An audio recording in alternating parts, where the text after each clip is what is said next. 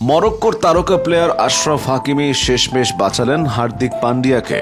বলবেন কিভাবে? মনে আছে হাকিমির বউ তাকে ডিভোর্স দিয়েছিল। আইনানুসারে হাকিমির অর্ধেকের বেশি সম্পত্তি পাবার কথা ছিল তার স্ত্রীর, কিন্তু যখন আদালত রায় দিতে গেল দেখলো আসলে হাকিমির তেমন কিছু নেই, যা আছে সব তার মায়ের নামে। এখন মায়ের নামে আছে মানে সবকিছু তার মায়ের সম্পত্তি আর ছেলের বউকে দিয়ে দেওয়া যায় না। বেঁচে গেলেন হাকিমি। এবার একটু আসেন পাশের দেশ ইন্ডিয়ার তারকা খেলোয়াড় পান্ডিয়ার দিকে। ক্রিকেটার হার্দিক পান্ডিয়া এবং তার স্ত্রী নাতাশার বিবাহ বিচ্ছেদ হচ্ছে।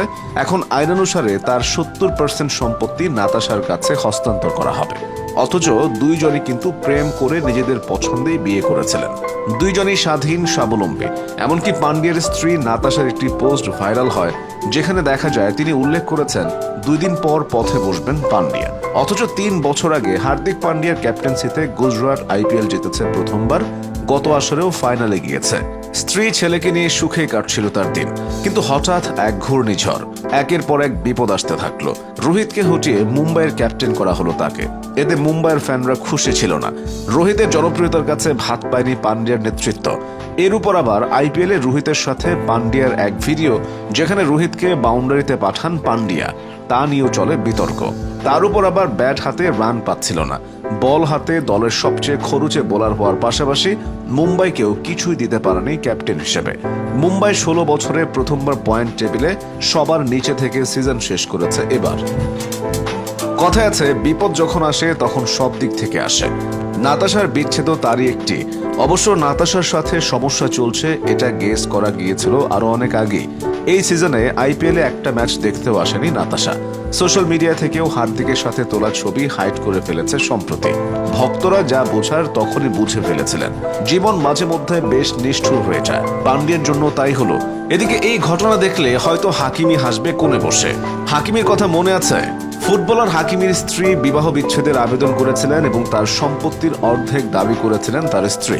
তবে তাকে আদালতের মাধ্যমে জানানো হয়েছিল যে তার মিলিয়নিয়ার স্বামীর কিছুই নেই, যেহেতু তার সমস্ত সম্পত্তি তার মায়ের নামে নিবন্ধিত। এবার প্রায় একই রকম ঘটনায় কিন্তু হয়েছে পান্ডিয়ার ক্ষেত্রে। সম্প্রতি এক অনুষ্ঠানে পান্ডিয়া বলেছেন তার যাবতীয় সম্পদ হয়তো তার মায়ের নামে, নয়তো তার ভাইয়ের নামে। তাই দেখা যাচ্ছে এই যাত্রায় একটা বড় বাঁচা বেঁচে গেলেন পান্ডিয়া।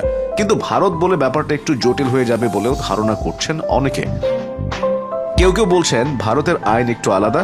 এখানে আপনার আনুমানিক বেতনের উপর ভিত্তি করে মোট সম্পদ গণনা করা হয়, তারপর আদালত চূড়ান্ত অর্থ প্রদানের সিদ্ধান্ত নেয়। আপনি আপনার সম্পত্তি কার নামে, কার কর্তৃত্বে, কোথায় রেখেছেন সেটা দেখে না আদালত। সুতরাং এর থেকে আক্ষরিক অর্থে কোনো পরিত্রাণ নেই পান্ডিয়ার। এই ঘটনা নিয়ে দিনভর চলছে নানা ঘটনা দুর্ঘটনা। অনেকে বলছেন এই আইনটা সম্পূর্ণ অবৈধ। এই আইনটাকে কাজে লাগিয়ে রীতিমতো ব্যবসা করছে এখানকার মেয়েদের বড় একটি অংশ, এমনটাও দাবি অনেকের। অনেক ভারতীয় মনে করেন এর বিরুদ্ধে সোচ্চার হওয়া দরকার। আসলে এটা কেন নীতি নির্ধারকদের চোখে পড়ে না তা নিয়েও চিন্তিত অনেকে। তাদের মতে একটা সময় যখন বিবাহিত নারীরা অর্থনৈতিকভাবে স্বামীর উপর নির্ভরশীল ছিল, তখন তাদের নিরাপত্তার জন্য এই আইনটা করা হয়েছিল। কিন্তু বর্তমানে সবার ক্ষেত্রে এই আইনটি কেন প্রযোজ্য হবে, এই জিজ্ঞাসা তাদের মধ্যে রয়ে গেছে।